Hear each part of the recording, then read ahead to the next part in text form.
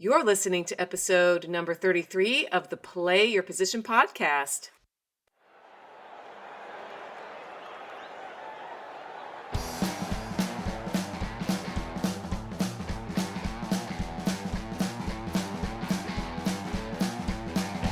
Welcome to the Play Your Position podcast, where your story matters and we make it count. Here's your host, Mary Lou Kaser. Let's get started.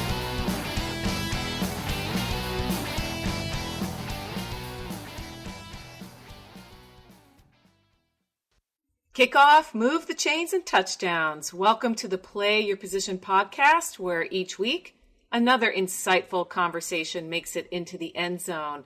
I'm your host, Mary Lou Kaser, and this is the podcast that features conversations with and about people who show up and play full out each and every day. They are the people you admire: entrepreneurs, writers, artists, musicians, parents, teachers, athletes, adventurers, and their stories give us a glimpse into what it means to be human. My goal for each episode is to inspire you with stories that make you think, introduce you to cool new people, open you up to new ideas, and inspire you to keep playing full out in your life's work in order to make a difference. As always, details about each episode can be found over on the show notes page at my website, maryloukaser.com/podcast, where you will find a clickable list of each episode. Hello, everyone. I am super excited about introducing you to my guest for the show today, Kai Davis. Kai, are you ready for kickoff? I am. I'm so excited to be here. You have no clue. Awesome. Kai Davis is an outreach consultant in Oregon. He works with e-commerce companies and helps them increase their sales. Kai connects with influencers and authorities online and finds opportunities to expose their audience to your best products and content. Typical results include more traffic, more sales, and an improved image. You can read more about Kai at kaidavis.com. So Kai, welcome to the show. Let's just jump right in and get started with you sharing with listeners today what position you are playing exceptionally well right now. I've given a little bit of an introduction, but go into more detail about what this position you're playing really is all about. At the end of the day, I think it's really about building relationships between my clients, an e-commerce company, and different audiences out there. When I look at the marketing landscape online, and I come from a search engine optimization background, it's really changed over the last few years. The old ways of getting traffic and getting noticed, throwing a bunch of spammy links at a site, just don't work anymore. Instead, it's about building real, authentic relationships between people who have audiences, between companies, and saying, well, how can we help provide value to each other? I really base my business and my philosophy and lifestyle on a philosophy of giving before asking. And I try to bring that energy to any client or any project I work on. How can we first provide value to people we're trying to reach before we even think of asking for something for ourselves? So why don't you share with us a typical game day for you, okay? In the life of Kai, you're suited up, you show up at the stadium, and it is go time. What exactly are you doing with a typical client? Not that there is such a thing, but just give us a for instance. Absolutely. Great question. So with a typical client, First, I'm helping them look at their business and understand what's exciting and interesting about it, what's relevant about it. So sometimes I work with a really exciting company with a great product. Sometimes I work with what might be a more boring business. But in either case, the start of that game day is saying, well, what's really exciting to the people we're trying to reach? Why would they care about us trying to talk with them? Once we get that sorted out, I go out and I try to figure out what the relevant communities we're trying to reach are. Who online do we want to connect with? One of my clients sells high quality, beautiful, affordable bandage dresses. And working with him, we started out saying, well, what's interesting about the company? Well, we have this excellent high quality product at a really affordable price. And then we said, well, who actually cares about this? And we put together a couple marketing campaigns to reach style bloggers or fashion bloggers or different relevant communities online. From there, I'd go out and build a relationship on my client's behalf through email, through phone, through Skype calls, saying, you have a great audience, you have a great site, you have a wonderful community here. how can we help them? How could we provide something to you that they'd be excited about? And from that relationship, I think the most valuable results for the clients come. We help earn relevant links to the client's site. We get more traffic from people who say, wow, this product's great, or this resource they've created is really great. And we help improve that image. And above it all, I think, is providing value. The audience gets something interesting to read or to experience. The blogger or authority gets some great content to share on their site or an interesting experience. And my client gets to build relationships with new communities online that they might not have reached otherwise. You know, that's such a fantastic overview of where we find ourselves today as business owners, as people that work for businesses. That maze of communities and audiences and who's right and who's not and what do they care about. It's just so much a part of everything we do. And Kai, I know this is not what you went to school, so to speak, to become. So how did you land into this space, or when did you first know you were going to play this position? Excellent question. My background's actually in economics, and it was after I graduated that I found myself working in marketing. But it was only about a year and a half, maybe 2 years ago, that I started saying, well, I really like the internet space and working with online companies, and I really like the business development and outreach and sales space. How can I put this together? And it was actually through working with a few clients that they said, man, like we've got this problem here. We really need to find a solution. And I said, man, that sounds like exactly what I've been wanting to do. Let me just see how I could make that happen and try it out. And it was through just talking with my clients and learning more about their businesses and the struggles that they're going with that I was able to piece together this thing for one client and say, well, this seems fun. And when another client entered my ecosystem, I was able to say, hey, I've done this project for this other person. Maybe it would work with you. And here I am a year later, and I absolutely love what I'm doing. So definitely an iterative process. Definitely an iterative process, and that organic evolution, that era of high speed and wanting things to happen really fast. We have to remember that these things don't happen fast, that it really is a process. And you did a lot of things right. You asked questions and then you listened. And that was when you presented a solution rather than coming at them saying, hey, I've got this great solution. Do you want it? Which is what a lot of people do, as you probably have seen, just kind of shoving it at the people and hoping someone's going to buy it. And we know that doesn't really work. That doesn't really work. You've got to go the other way. Ask the questions like you did. Figure out what makes sense. Then provide the solution. And that just builds from there. So that's fabulous. What a neat way to build a business. It's been so fun just to experience it along the way. Absolutely. So who has been an instrumental coach or mentor for you, Kai, as you've gone on this new journey and found yourself in this new position? You know, there's actually two that come to mind. The first is an author and a teacher online, Brennan Dunn, who's written a couple books and courses for freelancers about how to build a freelance business. And I was first exposed to his material about 2 years ago, and it was transformational for me because it helped me see how to provide better value to my clients. And it helped me, like we just discussed, understand the outcomes my clients were looking for. And from that, be able to position myself as the avatar, the instrument of those outcomes. And it helped me increase my rate, I think, by something like 5 or 6 times what I was charging 3 or 4 years ago, just by asking questions and figuring out, well, my client is searching for an outcome like X. If I'm able to help them get that outcome, that's incredibly valuable to them. My compensation should be in line with that value. And from there, it's been so easy to work with a higher quality and caliber of client. The second person is an author, Alan Weiss, who wrote this fabulous, fabulous book, Value-Based Pricing. Again, that same theme, figuring out the value that I'd be providing to a client.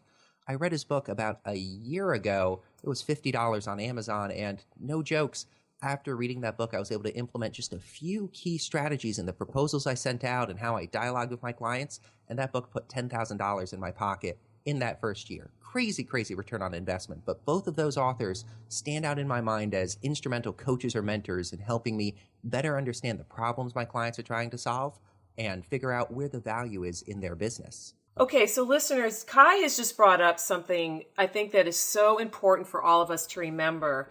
And that is we can find our mentors and coaches through books, that books are still relevant, that the messages that people have about what they have done, what they know, what their experience is, can lead us all to advancing our own initiatives. And another thing that I love about what you just shared, Kai, is that as I'm listening to you, I'm thinking about as I watch my beloved Oregon Ducks play football, and I'm thinking of the different members of the team. And even though you are a person of one going out and serving your clients, you're still part of this larger team. Like, you approach working with your clients as, hey, I can't do this by myself, and neither can you. And that's where the magic happens, that your role is so instrumental in them getting their ball down into the end zone, as well as your own ball getting down into the end zone, where you're starting to see larger paydays. Your value is increased, and the perception of your value has gone up because of the work you did by showing up every day, by seeking out people who had gone before you and said, this is how you do it. And you listened, and you went and you ran the plays, and he said, this works. But then you also pivoted and shifted during play when you needed to, which is where you find yourself today. So fabulous. I love that. But we all know, Kai, that not everything goes according to plan, right? So I would love for you to share a time when you have found yourself being sacked, or you threw the ball and it got intercepted, or just the game, you lost the game. Can you tell us a story about when this happened to you and how'd you recover from that? Absolutely. At a high level, I think sometimes when you find yourself with the ball fumbled, you find yourself sacked, intercepted. In my story, at least, it was a decision to stop playing the game. I had founded a small e-commerce business on eBay about 3 years ago, just reselling high-end Apple electronics. I had a small supply chain. I was eBaying them, and it was a fascinating thing to work on. But after about 9 or 10 months of it, I found myself burnt out on the business. I just wasn't enjoying it anymore. The money was there, but I felt there's no real growth here. There's no opportunity for me to develop as a person or develop as an entrepreneur. And one day I just sat down and did a mental accounting of, well, what growth do I want to see? If I'm the player here, how do I want to improve my skill? Where do I want to be playing in a year or two? Do I want to move up from high school football to college to the pros? And I just said, man, I'm going to be stuck in the minor leagues if I continue on with this business. And I looked around and said, this isn't the game I want to be playing. I'm just going to stop playing this and find a game that I could be better at and enjoy playing more. And I'll tell you, that alone is probably the best insight a person can gain. Rather than just keep chugging along and saying, well, I'll figure out a way to like it. You said, this is not working for me. And you had the courage to walk away. That's brave. A lot of people won't do that because you said something very telling. The money was good, or the money was there. And it just goes to show you that money in and of itself is not enough, and oftentimes is not really what keeps us going. That there has to be a bigger payoff. Once all those basic needs are met and you can have a lifestyle that matches your ambitions, then you have to ask yourself, where's the meaning here? Where's the meaning here? And we know that in every industry, whether it's professional sports or it's online marketing or it's medicine or education, there comes a point where everybody reaches that, hey, I've got enough. The studies that come out of Princeton and other universities on how much money is really necessary for us to be happy, there's that threshold of, I think right now it's about $77,000 a year. You can live a very comfortable life with a little bit of extras. So, Kai, when you look around at where you are now, from the vantage point of having a successful business where you're helping your clients, what advice would you give people who aren't quite there yet, who may be struggling and don't yet see the ability for them to walk away like you did?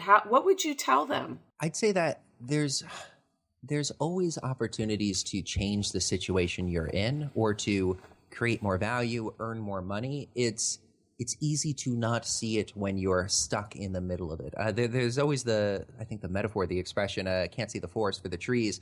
When you're struggling to find that position you want to play, or you aren't seeing the positive results you want, it could be so easy to miss the solution in front of you or the idea that might make it work. What I've always found has been really helpful is scheduling just 30 minutes or an hour once a week or once every week on my calendar and saying, this is my strategic time. This is the time for me to go into the locker room and just watch the videos of my performance on the field and understand how I'm performing as a player, how I'm competing out there.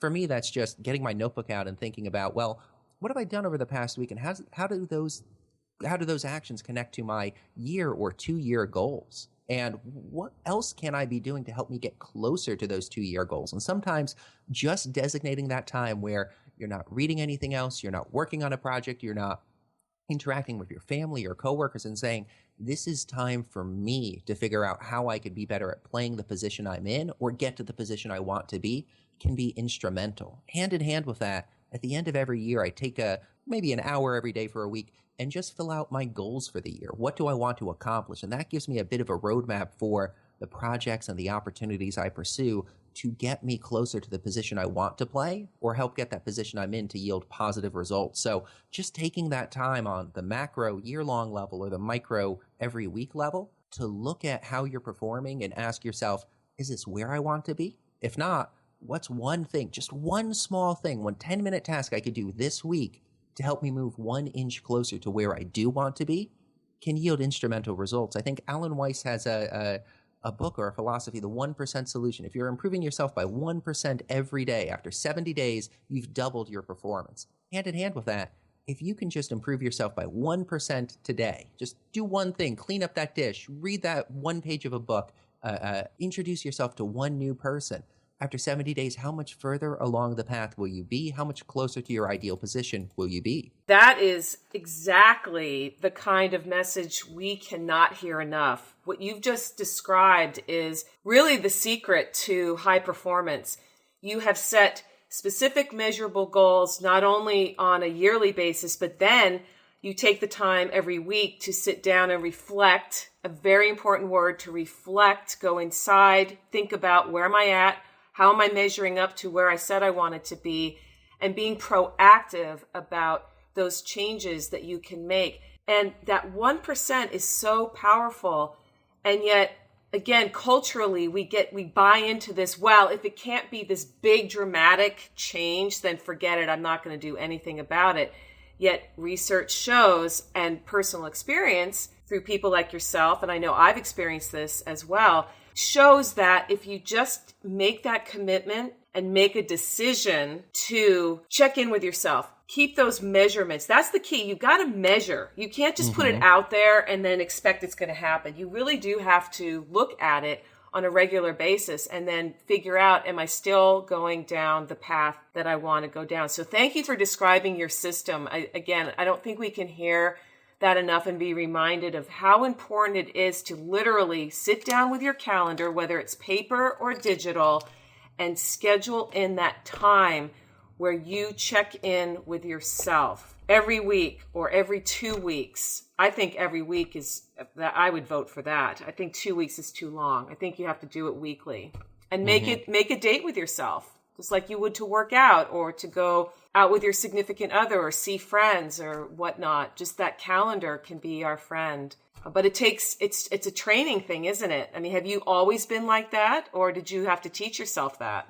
Oh, I had to teach myself that, and every week, honestly, it's sometimes a struggle to remember to do it. And in a year, maybe I'm trying to do it 52 times, and I might only get it 40 or 30 times. But just like going to the gym, I can't beat myself up if I miss a day. I have to say, this is just one day. Next Wednesday, next Thursday, that's another opportunity to practice this. Again, macro view. Over the year, I want to do this maybe at least 50% of my time. So 1 week on, 1 week off, that's still going to help me build that habit and slowly improve. I always love the metaphor of building a wall in my garden. I can't just will it into place at once. I have to slowly and carefully stack the bricks, one brick at a time. Just like with any habit, setting aside this time to reflect on how I'm performing. Well, maybe I'll just start with 10 minutes that first day. And next week I'll be like, okay, now it's 15 minutes, and slowly build up to 1 hour and slowly get comfortable with consistently practicing this skill. That's right. And consistently practicing a skill is where the big payoff is going to come. So Kai, I think it's time that we take the ball out of the red zone and into the end zone for a touchdown. And so there are less than 30 seconds left on the clock, Kai, and you are down by 4 points. It's third down and it's now or never. Tell us a story about a time when you overcame this obstacle and ran the ball into the end zone for a touchdown that won the game for you. So, a funny story comes to mind. My first job out of college was with a small startup building an electric car in Eugene. I think the company's name was Arcimoto, and we were about to have our public launch. Our CEO was hosting a party in Portland. We wanted the website up and live for the launch so our customers could place their orders online for our car. And we knew at 7 a.m. we needed to be driving up to Portland. And I'm working there all night with the web developer, helping support him as he gets the site up. And 7 a.m. rolls around and he's like, this can't happen. I know I need to be up there, but it's going to take me at least 2 hours to launch the site. And it's a 2-hour drive from Eugene where we were to Portland. So we end up, I think this was right when the iPhone came out. We had jailbroken his iPhone. We end up hooking it up, tethering it in the car, and we're speeding up I-5 as fast as we can and as safely as we can, tethering his phone to his laptop so he has a really slow internet connection, and he's just pushing out the site as fast as he can through this connection. We pull into Portland. We pull into the parking garage. The site is up and live probably 3 minutes before the CEO gets on stage, and it was just a crazy event that'll stick in my mind forever, but really, it comes down to teamwork. I refused to leave him behind in Eugene. I said, there's got to be a solution here. Like, this isn't an impossible problem. Let's just get outside of the box and think about what we need to do to get this touchdown. And we did it. The site launch went off without a hitch. The company launched perfectly. I think we had 30 or 40 pre-orders in that first hour, and it went about as great as we could have expected. But it definitely was a challenging moment to push through. That is a great story. I can so see just zipping up I-5 with the iPhone tethered to the laptop. I mean, who does that anymore? But what a moment in history in terms of how far we've come and where we used to be and the things that we now take for granted. And you still were able to make that launch happen. You know, kudos to you. It's like Butch Cassidy and the Sundance Kid. You guys are not going to leave each other behind. We're going to make it, and you did. Now, I'm just curious. Whatever happened to that company? Did the CEO end up selling it? Did it get rolled into something else? It didn't. It actually, I think, is still around, but with a skeleton team. They went a different direction in terms of the product design than the buyers wanted, and had some trouble getting to product market fit.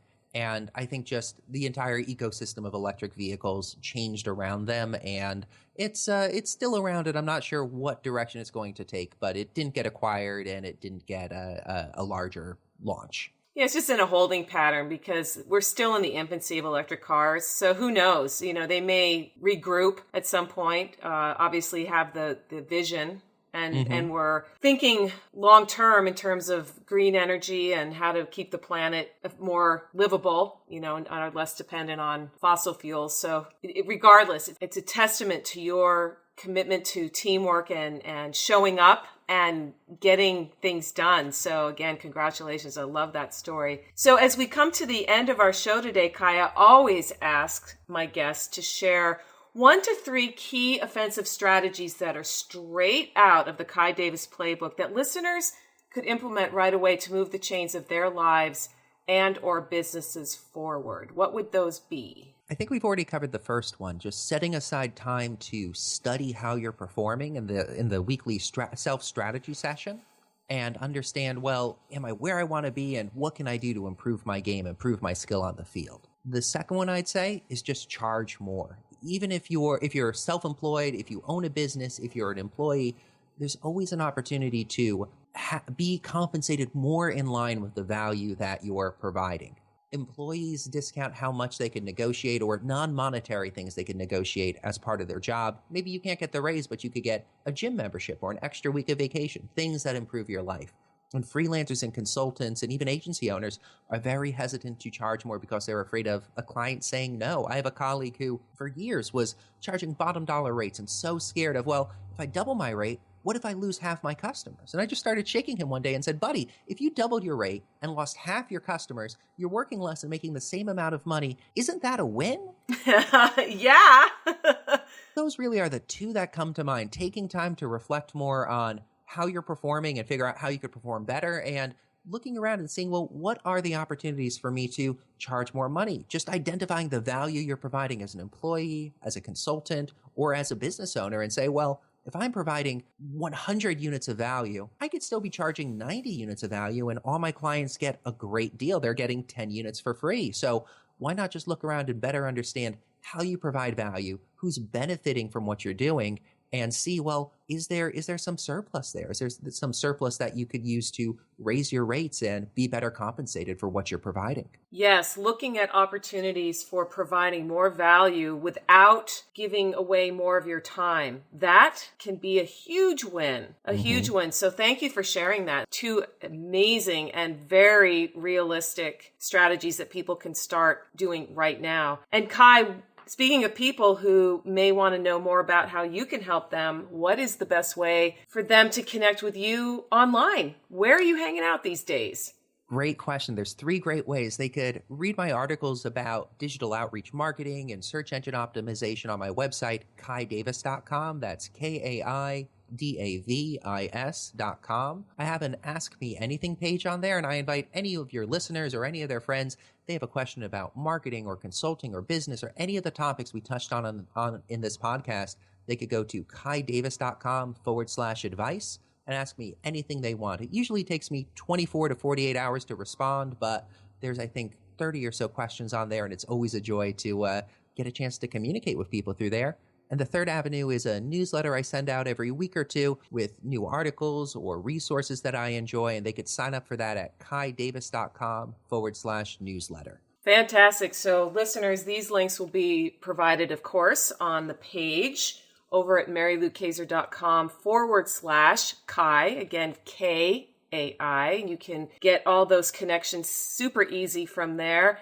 And I encourage you to definitely take advantage of Kai's knowledge and wisdom. This guy knows what he's doing in the space related to making those connections between who you want to reach and your products, services, and the like. So Kai, it has been such a pleasure having you share your insights, your wisdom, your game day strategies with the listeners of the Play Your Position podcast. And I wish you a great rest of your day and look forward to keeping in touch down the line. Thank you so much. It's been a pleasure being on here, and it's been a pleasure having this discussion with you in front of your audience. And again, thank you so much. Hey team, thanks so much for listening to another episode of the Play Your Position podcast. One of the ways that other people can discover this podcast is through ratings and reviews over on iTunes. So if you enjoy this podcast, I would be so appreciative if you took a couple of minutes to head on over to iTunes, subscribe to the podcast, and then leave me an honest rating and review. Doing that helps to get the word out and allows other people who are looking for inspirational content to find it. Again, head on over to iTunes, subscribe to this podcast, and then leave me a rating and review. Really, really appreciate it. And remember, always a great day to get out there and play your position.